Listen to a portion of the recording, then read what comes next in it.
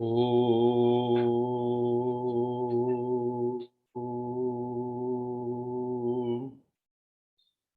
शांति।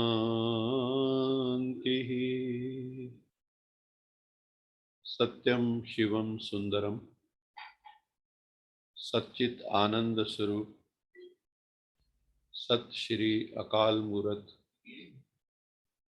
ज्ञान के सागर,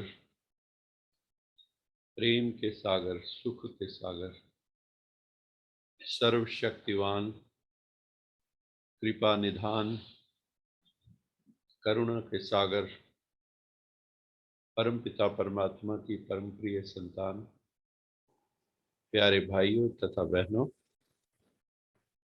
आज बहुत दिनों के बाद मुलाकात हो रही है। आज आप सबको गुरु नानक देव जी की प्रकाश उत्सव की, जन्मदिन की, गुरु नानक जयंती की बहुत बहुत बधाई हो, बधाई हो, बधाई हो। गुरु नानक देव जी एक महान हस्ती हुए हैं रूहानियत की। जो बाबा की मुरली चलती है उसमें बहुत से रेफरेंसेस गुरु नानक देव जी की वाणी से, गुरु ग्रंथ साहब से होते हैं। आज हम थोड़ा सा गुरु नानक देव जी की जिंदगी पर प्रकाश डालेंगे, मेडिटेशन भी करेंगे और अभी हम यश जी को कहते हैं तो गुरु नानक देव जी को समर्पित एक भजन, एक शब्द हम सबके सामने प्रस्तुत करें। यश जी।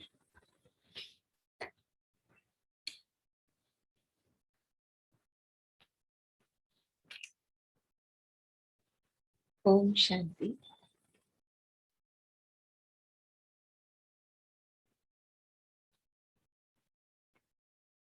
शीश झुकावा मैं तेरे हजूर नानक कि बन जाए जिंदगी दा ए दस्तूर नानक कि बन जाए जिंदगी दा ए दस्तूर नानक। उठ अमृत वेले विच तेरा जाप उचारा मैं तेरे नाम दी मस्ती विच ए जीवन गुजारा मैं। इस अमृत सरोवर विच तेरे टुबियां मारा मैं जो मंत्र बख्शे आई ओ दिल विच धारा मैं। तेरे नाम दी मैं पीवा चढ़े सरूर नानक कि बन जाए जिंदगी दा ए दस्तूर नानक। इस अमृत वाणी विच फिर मन नू लावा मैं ए बाणी पढ़ के ते सत संगत जावा मैं। सत संगत जाके ते जस सुना ते गावा मैं फिर तुड़ गुरु सिखा दी मथे ते लावा मैं। मैनू हर था दिसदा रहे तेरा ही नूर नानक कि बन जाए जिंदगी दा ए दस्तूर नानक कि बन जाए जिंदगी दा ए दस्तूर नानक। सिखिया गुरबाणी दी मेरे मन विच वस जावे ए तिर अनियालाए जो दिल विच धस जावे कई पुलियां पटक्या नू ए रस्ता दस जावे किसी साध दी रसना विच ये बाणी रस जावे मैं पानी टोवा बन उसदा मजदूर नानक कि बन जाए जिंदगी दा ये दस्तूर नानक ऐ पिन्नी रे नड़िए ओ चमकन तारे जो ए जागन संत जना मेरे राम प्यारे जो एना चांद दिया रिश्मा चो तेरे करन दीदारे जो मैनू ना दसंग बख्शो हन तेरे सवारे जो मैनू ओना दसंग बख्शो हन तेरे सवारे जो ओना विच वसदा है तेरा ही नूर नानक कि बन जाए जिंदगी दा ए दस्तूर नानक ए शीश झुकावा मैं तेरे हजूर नानक कि बन जाए जिंदगी दा ए दस्तूर नानक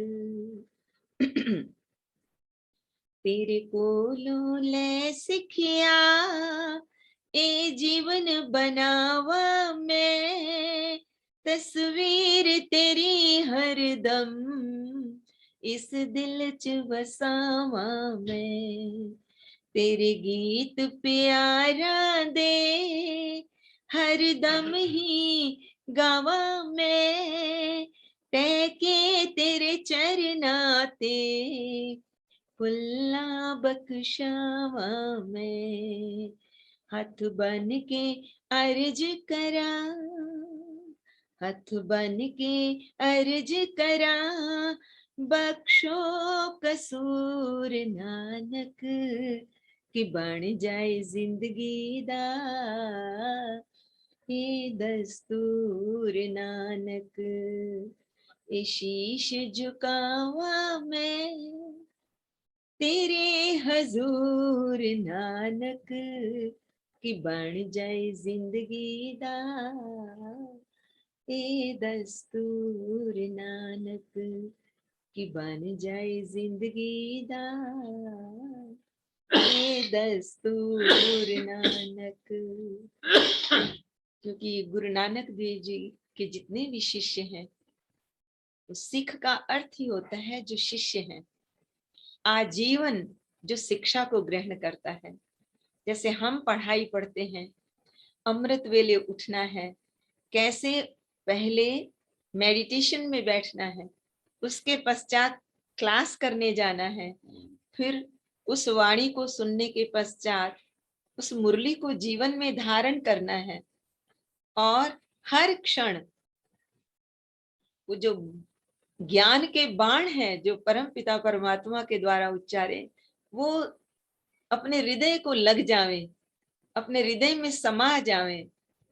और दूसरा ये बहुत ही अच्छी स्टैंजा लगती है, पिन्नी रैनड़िए ओ चमकन तारे जो ए जागन संत जना मेरे राम प्यारे। उस चांदनी रात के अंदर, उस भीगी भीगी रात के अंदर वो अनंत के आशिक जागते हैं जहाँ तारों की बारात होती है, और उस चंद्रमा की चांदनी में वो उस अपने परम पिता परमात्मा का उस प्यारे का दीदार करते हैं। वो कहता है कि मुझे ऐसे व्यक्तियों का संग बख्श दो, ऐसे दीवानों का, ऐसे परवानों का मुझे संग बख्श दो। तो हम कितने सौभाग्यशाली हैं कि हम सबको सचमुच उस परम पिता परमात्मा ने एक ऐसा ही रूहानी परिवार दिया है जो निरंतर रूहानी यात्रा पे होता है, जो जा रहा है रूहानी यात्रा पे, और दिल में वो तस्वीर हमेशा बसी रहती है। और परमात्मा के प्यार के गीत ही हम सब गाते हैं, तो कितने हम धन्य भागी हैं। थैंक ओम शांति।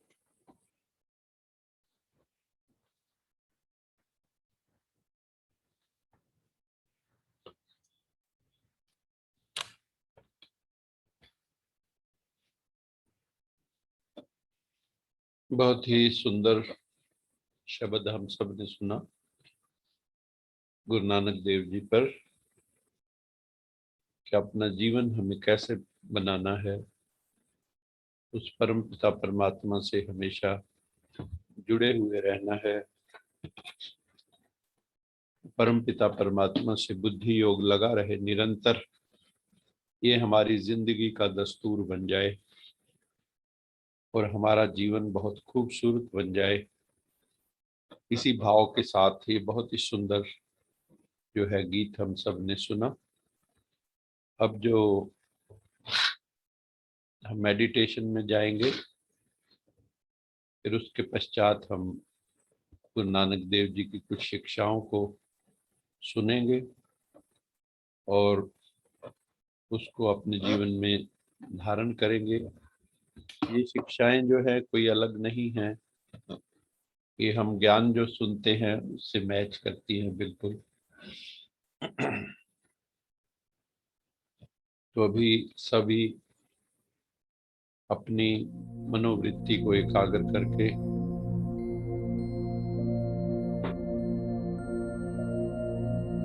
अपनी भ्रिकुटी में आ जाएं।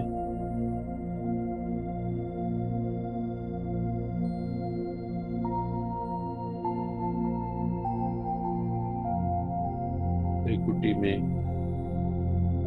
एक चैतन्य ज्योति, एक दिव्य ज्योति, एक दिव्य प्रकाश, रूहानी प्रकाश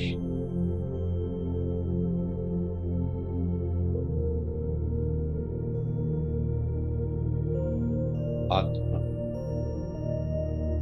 अर्थात मैं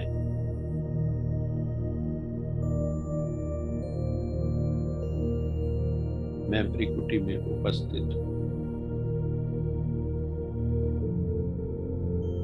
मैं सारे शरीर में नहीं, मैं ज्योति बिंदु आत्मा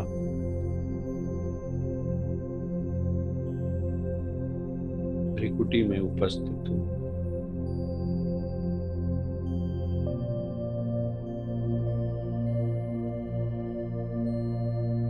अपनी उपस्थिति का बोध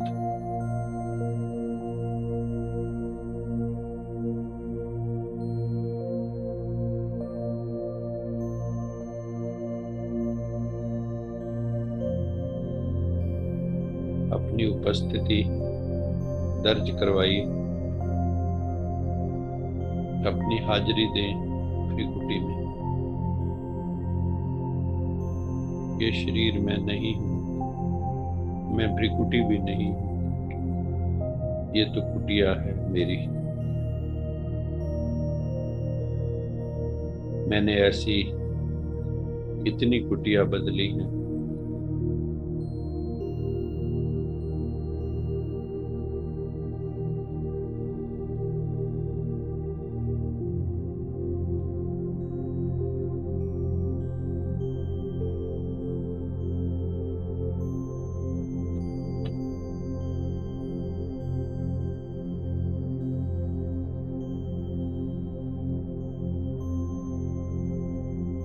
अपने स्वरूप का चिंतन कीजिए।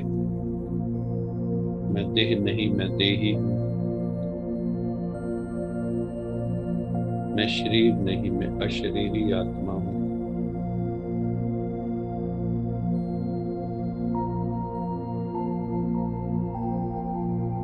मैं अति सूक्ष्म हूँ, अणु से भी सूक्ष्म, एटम से भी सूक्ष्म आत्मा। मैं आत्मा हूँ।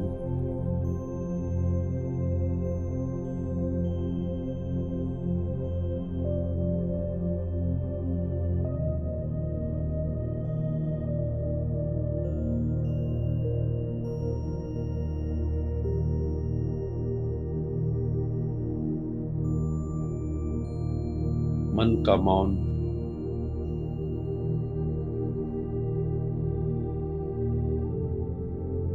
मैं शांत स्वरूप आत्मा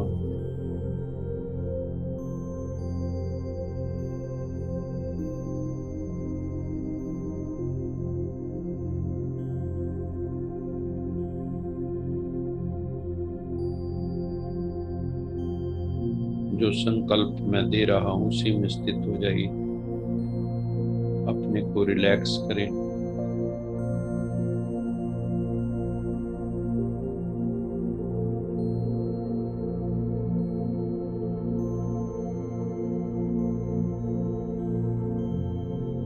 मैं शांत स्वरूप आत्मा हूं।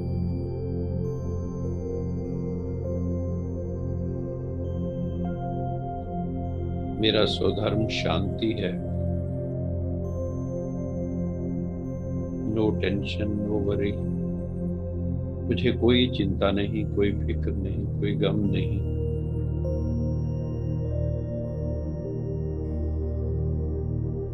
मैं शांत आत्मा हूं। मुझे हर हाल में शांत रहना है। कुछ भी हो जाए, कैसी भी परिस्थितियां हों, कैसे भी हालात हों, मुझे स्वस्थिति को शांत रखना है, स्वस्थिति को स्ट्रांग बनाना है, सेल्फ एम्पावरमेंट करना है।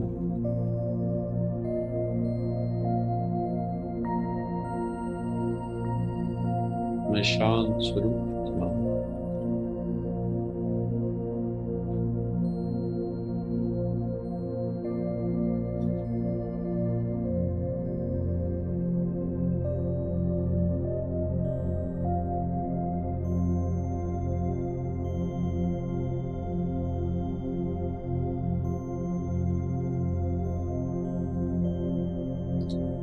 पूरी तरह शांत हो जाइए। तन भी, मन भी, बुद्धि भी।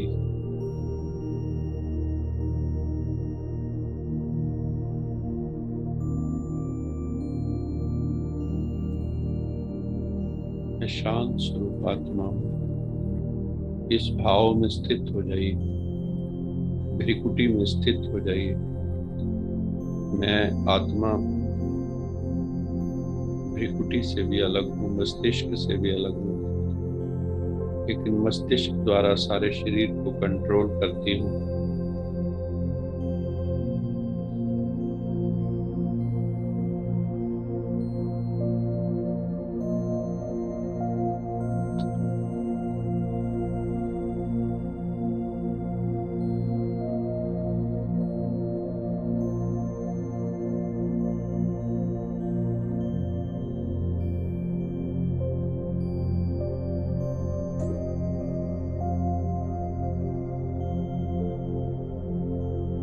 मैं शांत स्वरूप आत्मा हूं। I am a peaceful soul, full of silence. Silence का अनुभव करो। चारों ओर साइलेंस ही साइलेंस। एक गहन सन्नाटा है।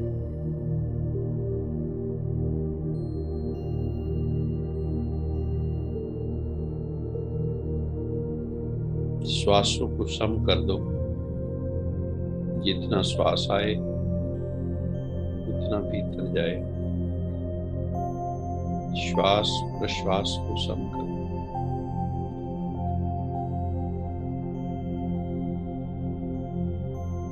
थोड़ी देर अपने श्वासों को साक्षी होकर देखो। श्वास भीतर, ओम भीतर,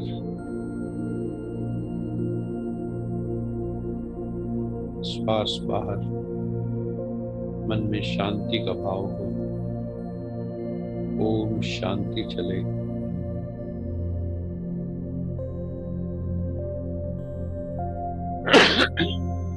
ग्यारह बार श्वास के साथ ओम शांति का मन में उच्चारण हो। श्वास भीतर, ओम साथ में चले मन में। श्वास बाहर तो शांति चले और कोई थॉट ना आए। ओम शांति जो मेरा स्वरूप है, यही भाव हमारे भीतर जागृत हो।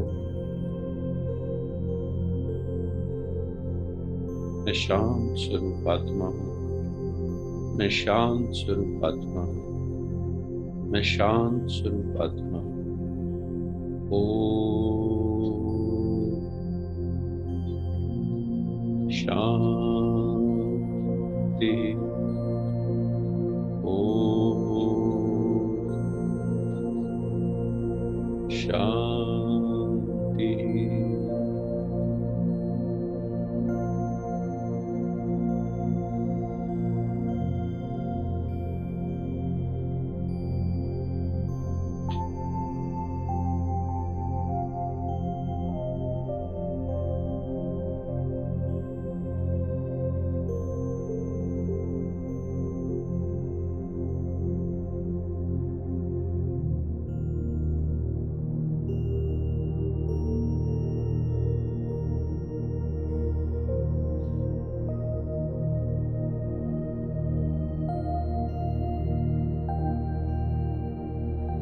श्वास के साथ ओम शांति चले। मैं आत्मा हूँ, इस भाव को पक्का करो। मैं शरीर नहीं हूँ, मैं आत्मा हूँ। मैं आंख नहीं, मैं कान नहीं, मैं मुख नहीं। मैं ये देह नहीं, मैं देही हूँ। मैं चैतन्य हूँ, मैं रूहानी हूँ। मैं इस धरा का नहीं हूँ। मैं परम धाम से आई हूँ आत्मा, इस सृष्टि रूपी रंगमंच पर पार्ट बजाने के लिए। सूर्य चांद सितारों से परे, ब्रह्मा विष्णु महेश की पुरियों से परे, सूक्ष्म वतन से परे, ब्रह्म महातत्व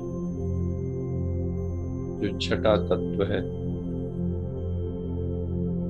जो क्रिम्सन रेड कलर का है, लाल सुनहरी रंग का है, वहां ब्रह्म अखंड ज्योति फैली हुई, उस धाम से मैं आत्मा आई हूँ। थोड़ी देर में, थोड़ी देर वहां अनुभव करो खुद को। ब्रह्म महाज्योति में ब्रह्म महातत्व सर्वत्र फैला है। ब्रह्मलोक में कई इस ब्रह्म तत्व को ही परमेश्वर समझते हैं। ब्रह्म तत्व परमेश्वर नहीं है।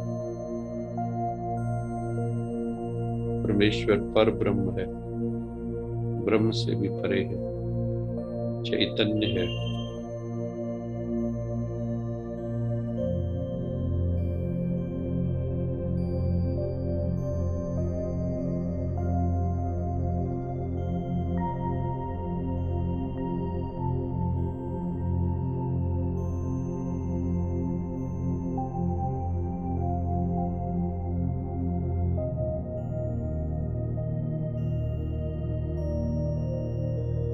मैं आत्मा ब्रह्म तत्व में, ब्रह्मलोक में, निर्वाण धाम में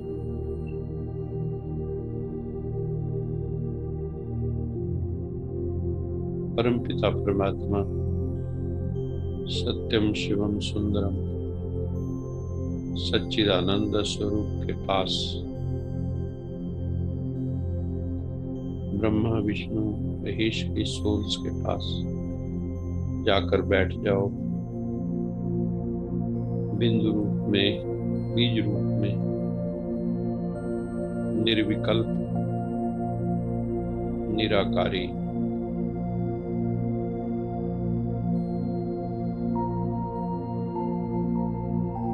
निर्विकारी स्थिति में, निराधार स्थिति में ईश्वर की शक्ति का अनुभव करो, ईश्वर की शांति का अनुभव करो।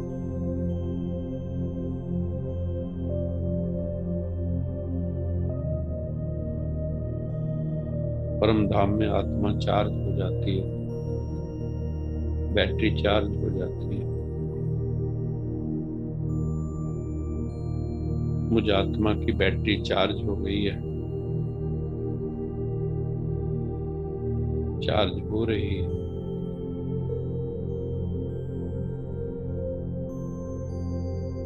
स्वीट साइलेंस का अनुभव हो रहा है। ये मेरा स्वीट साइलेंस होम है। इसके लिए गुरु नानक देव जी ने कहा है, सचखंड वसे निरंकार।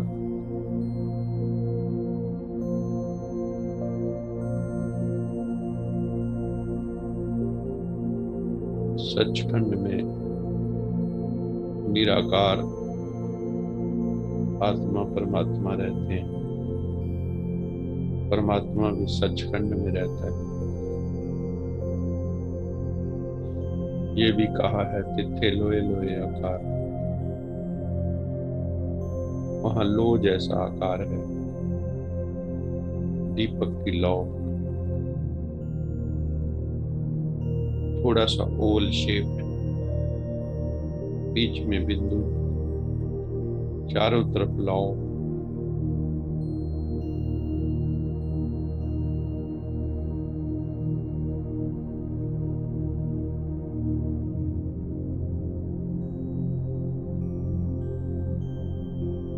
शांति का अनुभव हो रहा है।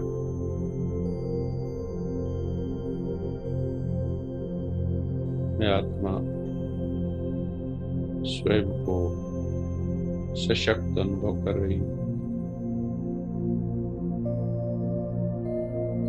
Detached from this world. भौतिक जगत से बहुत दूर, पांच तत्वों से परे।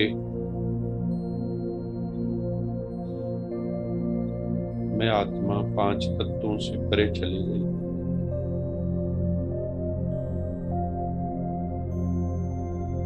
परम पिता परमात्मा की कोख में, परम धाम में, शांति धाम में, निर्वाण धाम में, ब्रह्म धाम में, सचखंड सत्यलोक में मैं आत्मा उपस्थित हूँ।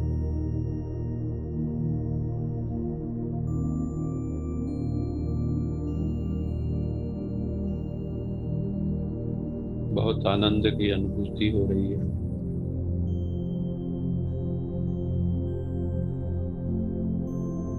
परम पिता परमात्मा की डिवाइन रेज हम सब आत्माओं पर पड़ रही है। परमात्मा की विसिनिटी का अनुभव करो। Experience the closeness, vicinity of God. परमात्मा के सानिध्य का अनुभव करो। सत्यम शिवम सुंदरम के सानिध्य का अनुभव करो। उस अकाल मूर्त, सत श्री अकाल मूर्त परमात्मा के सानिध्य का अनुभव करो।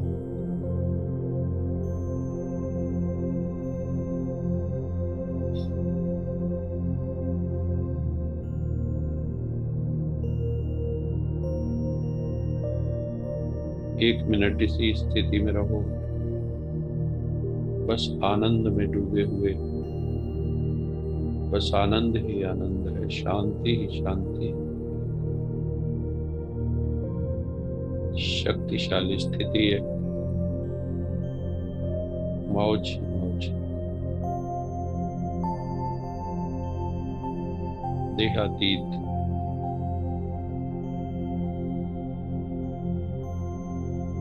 प्रकृति से परे परम धाम में मैं आत्मा स्थित परमात्मा के सानिध्य का अनुभव कर रही हूँ। आनंद, शांति, प्रेम, शक्ति का अनुभव हो रहा है। अभी मैं आत्मा अच्छी तरह से भरपूर होकर अपने ड्यूटी क्षेत्र, कर्तव्य क्षेत्र पर वापस उतरने के लिए तैयार हूँ। धीरे धीरे बिंदु आत्मा नीचे उतर रही है, सूक्ष्म वतन को भी पार करके, अंतरिक्ष को पार करके भारत देश में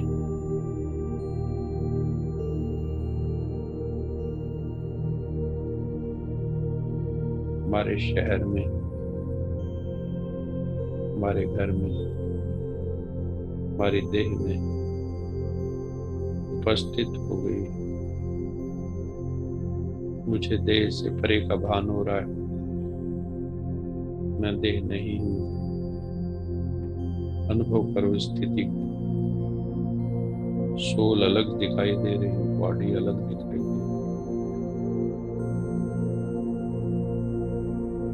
I am distinct from this body. मैं इस देह से भिन्न हूँ। ये आवाज हो रहा है, एहसास हो रहा है, अनुभव हो रहा है।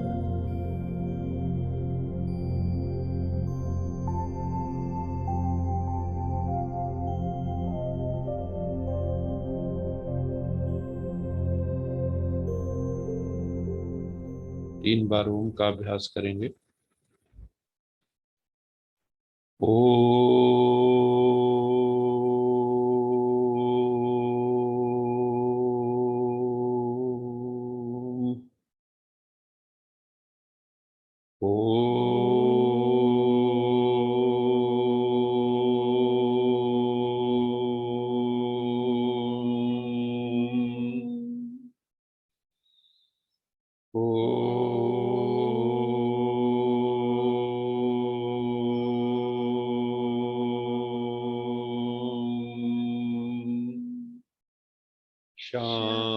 शांति शांति शांति।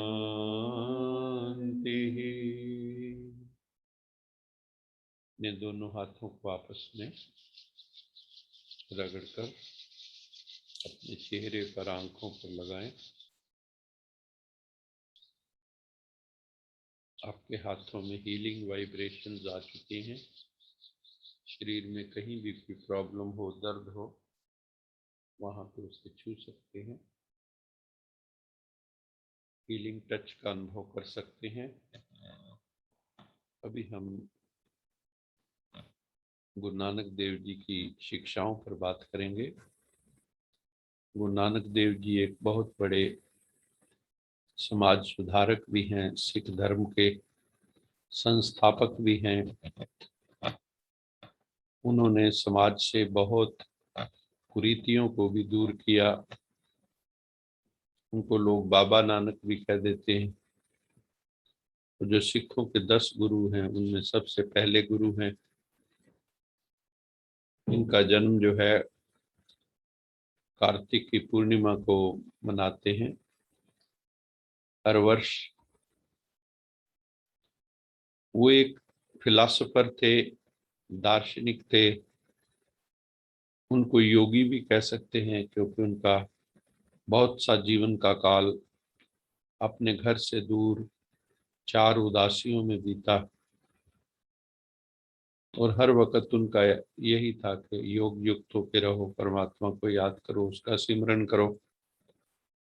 भले ही गृहस्थी थे, लेकिन गृहस्थ में भी सन्यासी थे एक तरह के। वो समाज सुधारक थे। धर्मों के ऊपर भी उन्होंने, जो कई कुरीतियां आ गई थी, उसको भी उन्होंने दूर करने में बहुत बड़ा रोल अदा किया।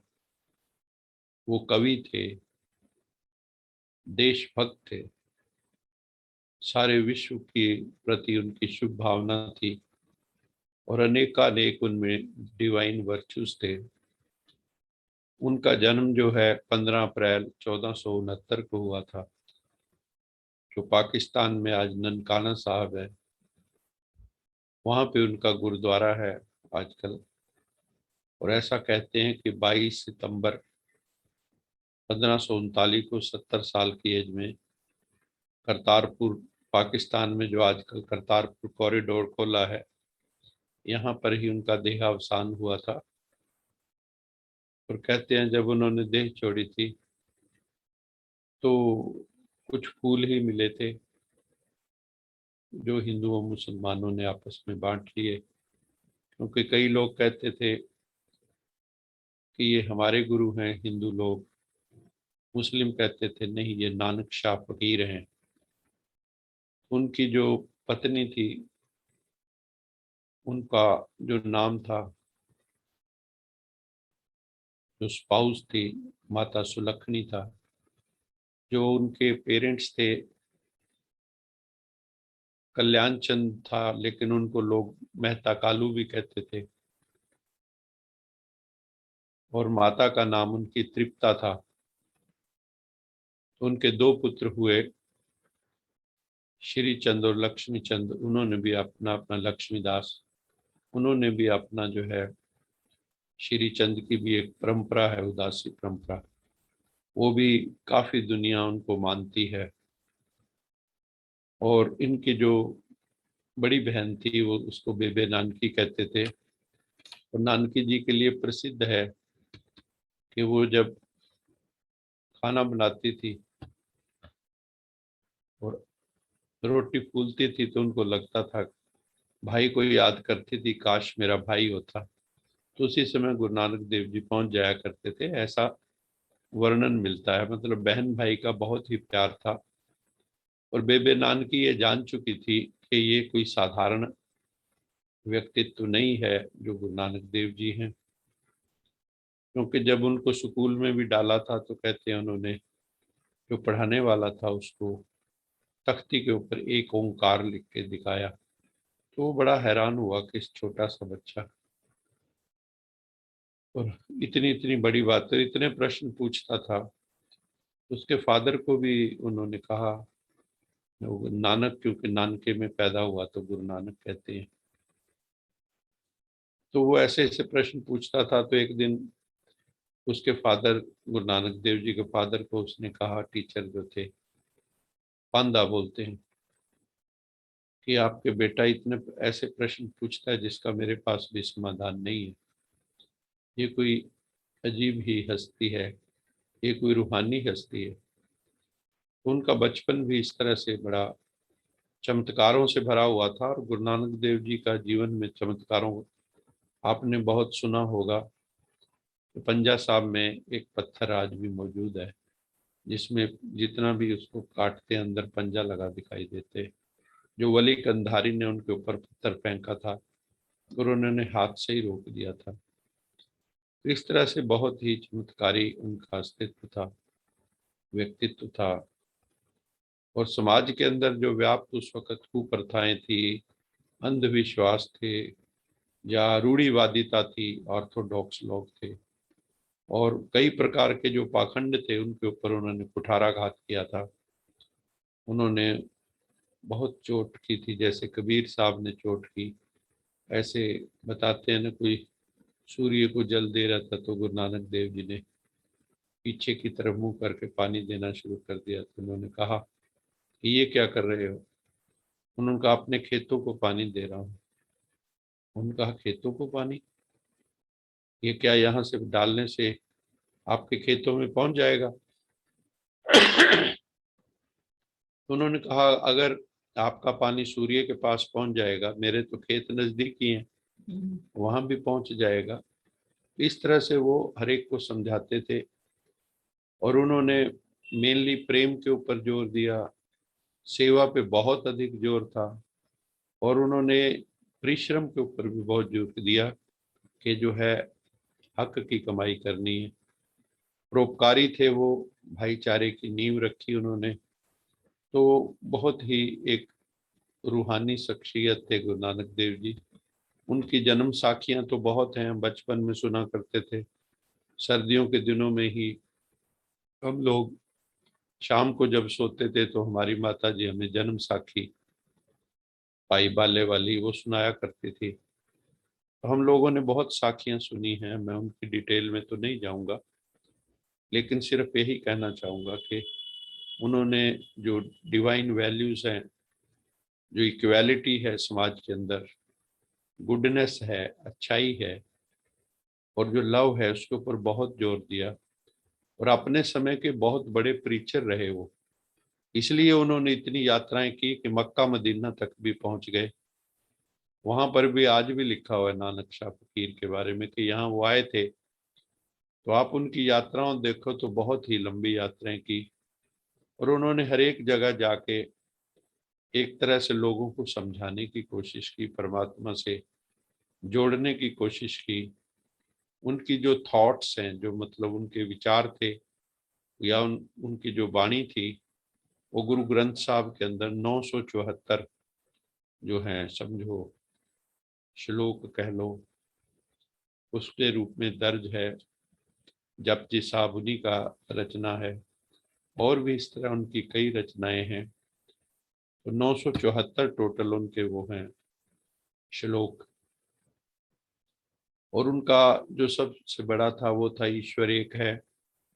हम लोग सुन चुके हैं कि कहते थे एक ओंकार, कि परमात्मा एक ओंकार है, जिसको हम ओम कह देते हैं, उन्होंने ओंकार कहा। ओंकार भी तीन उससे बना है, आ उ मा अकार उकार मकार। तो जो अर्थ करते हैं विद्वान लोग ओंकार का भी, अ पहले है, आ उ मा ओम। अ मीन्स स्थापना। आप बोलते हैं तो मुख खुल जाता है। अ ब्रह्मा के लिए यूज हुआ है, ऊ विष्णु के लिए, क्योंकि ऊ करते हो तो भी आपके होठ जो है खुले रहते हैं, विष्णु के लिए। और माँ शंकर जी के लिए। माँ कहते ही मुख बंद हो जाता है। आप माँ शब्द का उच्चारण मुख खोल के नहीं कर सकते, आप करके देखिए। जैसे ही कहेंगे माँ, तो माँ में होठ दोनों जुड़ जाते। तो अकार उकार मकार, अकार ब्रह्मा, उकार विष्णु, और मकार जो है शंकर, विनाश। स्थापना, पालना, विनाश। स्थिति उत्पत्ति, स्थिति उत्पत्ति स्थिति प्रलय, शास्त्रों में ये भी लिखा है। तो परमात्मा ओंकार है, जिसके कारण ही स्थिति जो है, मतलब पहले जो है उत्पत्ति ब्रह्मा द्वारा, स्थिति विष्णु द्वारा, और प्रलय शंकर जी के द्वारा। तो ओंकार शब्द में ही तीनों देव भी समाये हुए हैं। उन्होंने कहा एक ओंकार जो इनके ऊपर भी है, एक कामाई जगत व्याई तीन चेले परवान, एक संसारी एक पंडारी एक लावे दीवान। वहां पे भी क्या है कि एक माई, मतलब एक माता है, जिसके तीन पुत्र हैं, ब्रह्मा विष्णु महेश। एक कामाई जगत व्याई, तीन चेले हैं उसके, तीन चेले परवान, एक संसारी ब्रह्मा, एक पंडारी विष्णु, एक लाए दीवान जो विनाश करता है, वो है शंकर। तो गुरु नानक देव जी की वाणी में क्लियर है। फिर उन्होंने कहा वो जो ओंकार है सिर्फ वही सत्य है, उसी का नाम सत्य है। एक ओंकार सतनाम, वही कर्ता पुरुष है। पुरख मैंने पुरुष शब्द से पुरख पंजाबी में बोला है। परम पुरख परमात्मा को क्या बोला गया है? जैसे गुरु गोविंद सिंह जी ने भी कहा, मैं हूं परम पुरख को दासा, देखन आयो जगत तमाशा। मैं उस परम पुरुष परमात्मा का, जैसे सांख्य दर्शन में भी कहा गया है ना, प्रकृति और पुरुष। प्रकृति पुरुष मैंने आत्मा, तो परम पुरुष एक ओंकार सतनाम कर्ता पुरख, करने वाला, इस सृष्टि का जो करता है वो परमात्मा कर्ता पुरुष। निरपौ निर्वैर, वो निर्भय है, निर्वैर है। अकाल मूर्त है, डेथलेस, अजूनी, किसी योनि में नहीं आता वो। जैसे कहते हैं 84 लाख योनियां वो मानते हैं, तो किसी योनि में परमात्मा नहीं आता। सैभंग, वो स्वयंभू है। स्वयंभू शब्द हम शिव के लिए लेते हैं, स्वयंभू शिव। गुरु नानक देव जी ने भी कहा वो स्वयंभू है, स्वप्रकाशित है, उसका अस्तित्व किसी और के कारण नहीं है, वो स्वयंभू है। सैभंग गुरु प्रसाद, गुरु की कृपा से उसे समझा जा सकता है, गुरु के प्रसाद से। एक ओंकार सतनाम कर्ता पुरख, निरपौ निर्वैर, अकाल मूर्त अजूनी, सैभंग गुरु प्रसाद। जप आद सच, जुगाद सच, है भी सच, नानक होसी भी सच। कि वो युगों के आदि से, आद सच, सृष्टि के आदि से, बिगिनिंग से वो सत्य है, युगों के आदि से वो सत्य है। युगाद सच है भी सच, आज भी सत्य, इस क्षण भी सत्य, होशी भी सच, और सदा आगे भी सत्य है, क्योंकि सत्य का कभी विनाश नहीं होता। सत्य तीनों कालों में रहने वाला है। इसलिए गुरु नानक देव जी ने बहुत ही सुंदर कहा। उसके बाद जो अगली लाइन उचारी, सोचा सोच न होगी जे सोचे लख बार, कि कितनी आप सोच लो बुद्धि से, लाखों बार सोच लो, केवल सोचने मात्र से आपको ज्ञान नहीं हो जाएगा। परमात्मा को भी आप जान नहीं पाएंगे। ऋषि मुनियों ने कोई कम मेहनत की, लेकिन अंत में क्या कहा, नेति नेति, वो अनंत है बेअंत है, ये भी नहीं, ये भी नहीं, वो अनंत है, वो बेअंत है। क्योंकि जब तक वो परमात्मा अपना अंत न दे, तब तक हम उसे नहीं जान सकते। उस दृष्टि से हर आत्मा बेअंत है। किसी को भी आप जान नहीं सकते जब तक वो आपको जन्माना ना चाहे। ऐसे ही परमात्मा भी स्वयं आकर जब अपना रहस्य उद्घाटन करते हैं, तभी हम लोग उसको जान पाते हैं। उन्होंने ये कहा है, ईश्वर सत्य है, मनुष्य को अच्छे कर्म करने चाहिए। कर्मा संदड़ा खेती, ये जो कर्म जो है, जैसे ये खेती है, कर्मों के बीज हम बोते हैं, वैसा फल निकलता है। जैसे कर्म होंगे वैसे ही फल निकलेगा। और परमात्मा के दरबार में उन्हें लज्जित होना पड़ेगा। जो परमात्मा का कहना नहीं मानते, अच्छे कर्म नहीं करते, उल्टे कर्म करते हैं, तो वो परमात्मा के दरबार में उन्हें शर्मिंदा होना पड़ेगा, सजा खानी पड़ेगी। आज भी बाबा ने भी कहा था कि बच्चे, अवज्ञा का दोष मत लो अपने ऊपर, नहीं तो मैं धर्मराज भी हूँ, अंत में बड़ी सजाएं खानी पड़ेंगी। तो जब मक्का मदीना में बाबा गए, गुरु नानक देव जी, तो वहाँ जो मुस्लिम लोग थे, हाजी काजी, उन्होंने पूछा बाबा से कि आप बताओ, हिंदू बड़ा है या मुसलमान बड़ा है?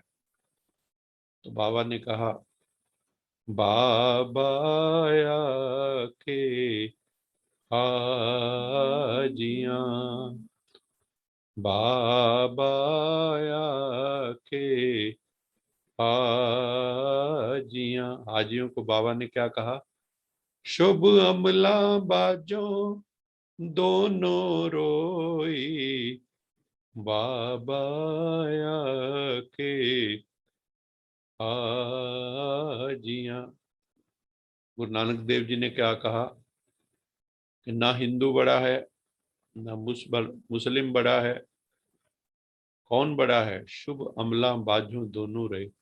जिसके अमल अच्छे हैं, जिसके कर्म अच्छे हैं, शुभ कर्म हैं जिसके, वही बड़ा है। ना हिंदू बड़ा, ना मुसलमान बड़ा है। बड़ा वो है जिसके कर्म श्रेष्ठ है। नहीं तो उनको दोनों को उस परमात्मा की दरगाह में वहां पे रोना पड़ेगा।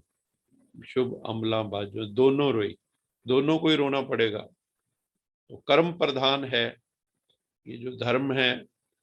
हम धर्मों में उलझ के रह जाएं, तेरा बड़ा कि मेरा बड़ा, उन्होंने उस पर भी चोट की। नहीं, ना हिंदू बड़ा, ना मुसलमान बड़ा, बड़ा वो जिसके कर्म बड़े हैं।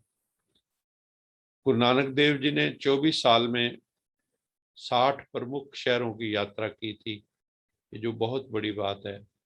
और किसी ने हिसाब लगाकर देखा है, उनका जो मार्ग था, 28,000 किलोमीटर का सफर उन्होंने 4 उदासियों में कहा।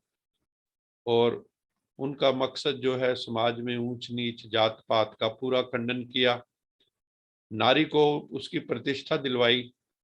और उन्होंने कहा था, सो क्यों मंदा आखिए जित जम्मे राजान।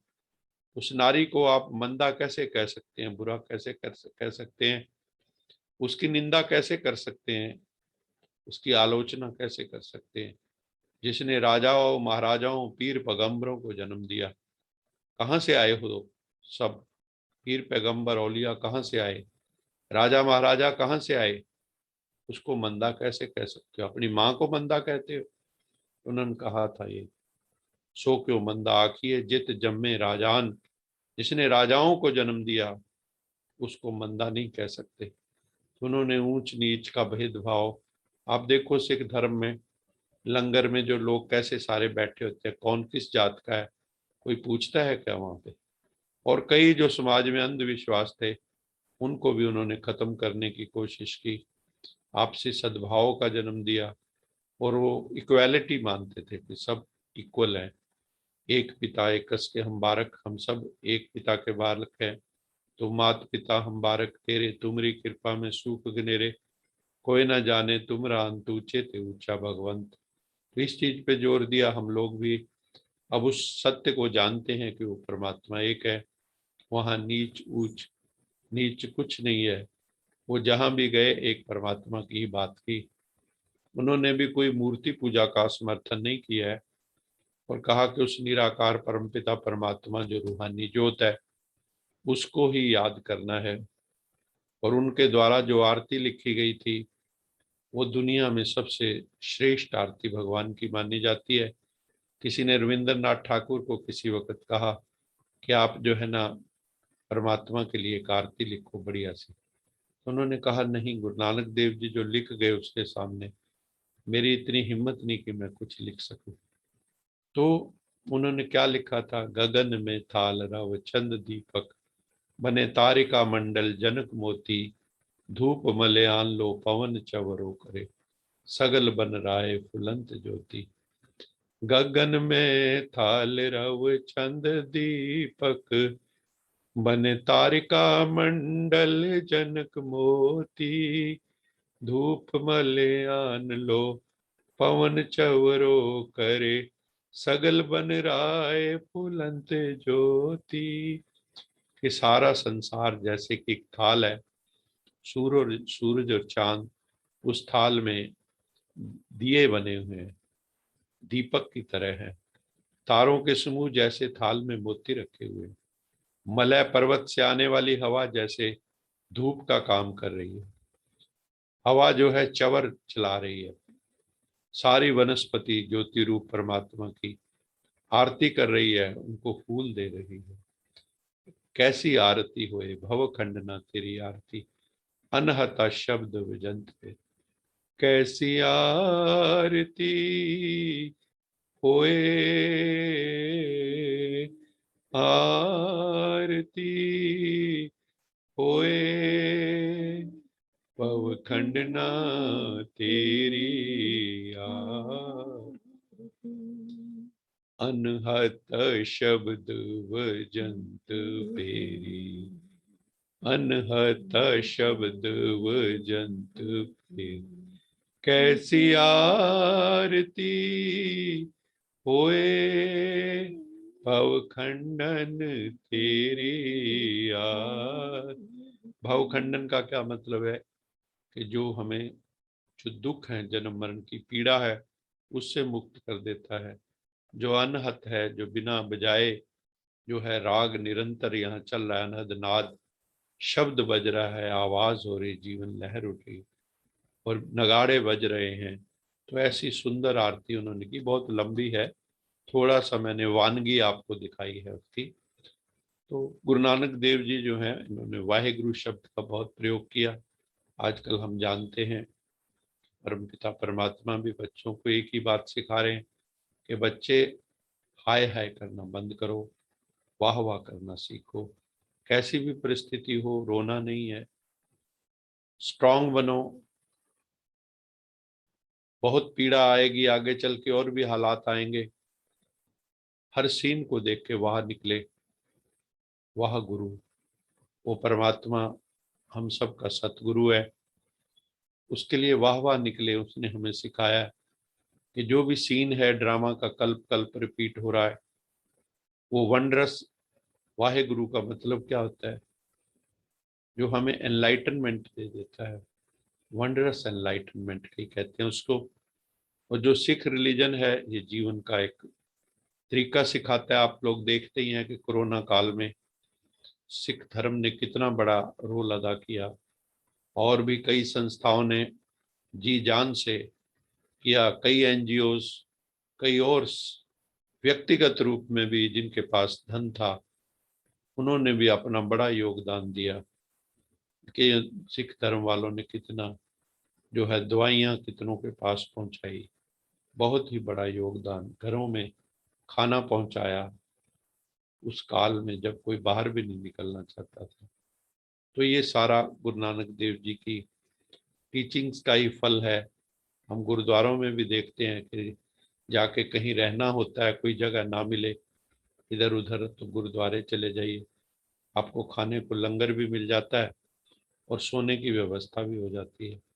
तो बहुत ही अच्छा है। करनाल में भी हम जानते हैं निक्का सिंह की कुटिया पे कितने लोग रोज लंगर खाते हैं।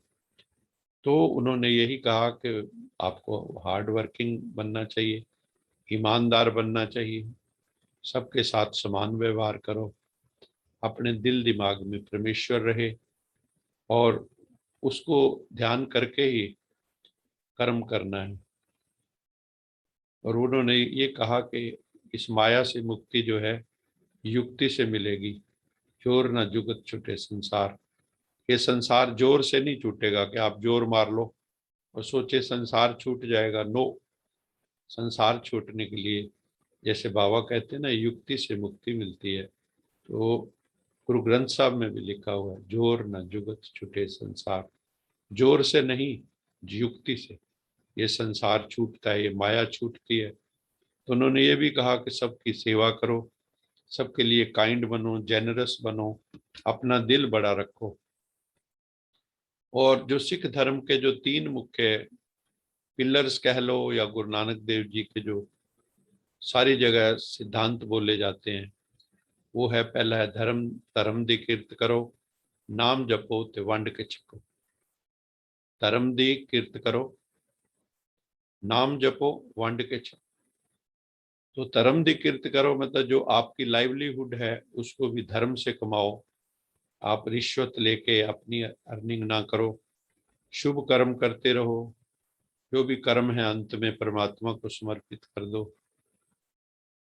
जो भगवान ने हमें स्किल्स दी हैं, योग्यताएं दी हैं, टैलेंट्स दी हैं, उसको समाज के कल्याण के लिए हम यूज करें, सोशल अपलिफ्टमेंट में यूज करें और परमात्मा का सिमरन करो। कहते थे हर वक्त तो सत नाम वाहिगुरु वही सच्चा नाम है, बुद्धि में उसी को रखो, उसी की याद में कर्म करो, मेडिटेशन करो, उसका कीर्तन करो। जैसे गुरुद्वारे में कीर्तन होता है, कीर्तन का मतलब क्या है? परमात्मा के गुणों की कीर्ति करना, उसका कीर्तन मैंने कीर्ति करना, उसके लिए उसके ही गीत गायन करना। तो ये सिख धर्म में चलता है बहुत ही। और परमात्मा को उन्होंने भी कोई शरीरधारी नहीं माना है, इनकारपोरियल है, एक तू ही निरंकार। परमात्मा निराकार है, जैसे ब्रह्मा कुमारी कहती कि परमात्मा निराकार है। तो परमात्मा उनकी उंगली भी एक ज्योत की तरफ ही होती है हमेशा। कि जो भी आपके पास वेल्थ है आपकी, या आपकी जो कमोडिटीज हैं, तो चैरिटी करना सीखो, लंगर लगाना सीखो, सबको हेल्प करना सीखो, जिनको जरूरत है उनकी मदद करो, जरूरतमंदों के काम आओ।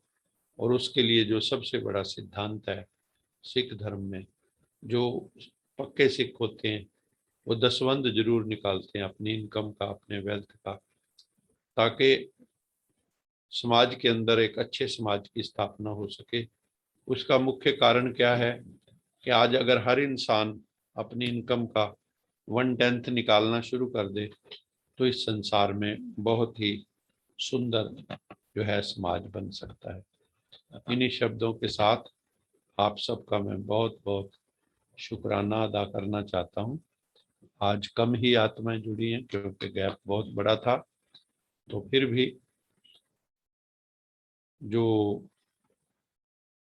परम पिता परमात्मा की बातें हैं वो हम करते हैं, जो महापुरुष हैं उनकी बातें हम करते हैं, और बड़ा अच्छा लगता है। हम वहाँ गए हिमाचल के अंदर, वहाँ हम नगरोटा गए, वहाँ पे पालमपुर गए, मंडी गए, जहाँ भी गए खूब अच्छे से सेवाएं की। वहाँ पे शिव बाबा का संदेश मेडिकल कॉलेज में भी दिया, गुरुद्वारों के अंदर भी हमने जाके अपना विचार रखे, यश जी ने भी वहाँ गीत गाए, भजन गाए। तो बहुत अच्छा वहाँ सेवा रही और हमारा उद्देश्य सेवा करना ही था। सेवा के लिए ही हम घर से निकले थे, क्योंकि अभी तो एक ही काम है जो भगवान ने दिया है हमें, शिव बाबा ने, कि बच्चे सबको मेरा परिचय दो, सबको बताओ। कई ऐसी आत्माएं मिली वहाँ पे जिनको बाबा ने बड़ी अच्छी सेवा करवाई, और वो आत्माएं, मुझे पूर्ण विश्वास है कि हमारे साथ जुड़ जाएंगी। बहुत ही अच्छी रूहें थी। तो कोई ना कोई ईश्वरीय योजना होती है जिसके तहत हम सब चलते हैं, कोई ना कोई उसमें कल्याण छुपा हुआ होता है। तो हम लोग जो है वहाँ अच्छी सेवा करके आए हैं। तो आपने बड़े प्यार से सुना, आप सबका बहुत बहुत धन्यवाद। अभी हम लोका समस्ता सुखिनो भवन्तु करेंगे। दोनों हाथ जोड़ लें, उनको एकाग्र करके। लोका समस्ता सुखिनो भवन्तु, लोका समस्ता सुखिनो भवन्तु, लोका समस्ता सुखिनो भवन्तु। ओम शांति शांति शांति। आप सबका एक बार फिर धन्यवाद, साधुवाद। इसी तरह मिलते रहेंगे कोई ना कोई विषय लेकर। तो फिर मिलते हैं। ओके, ओम शांति। God bless you all. सब खुश रहो। गुरु पर्व की आपको एक बार फिर बधाई। ओम शांति।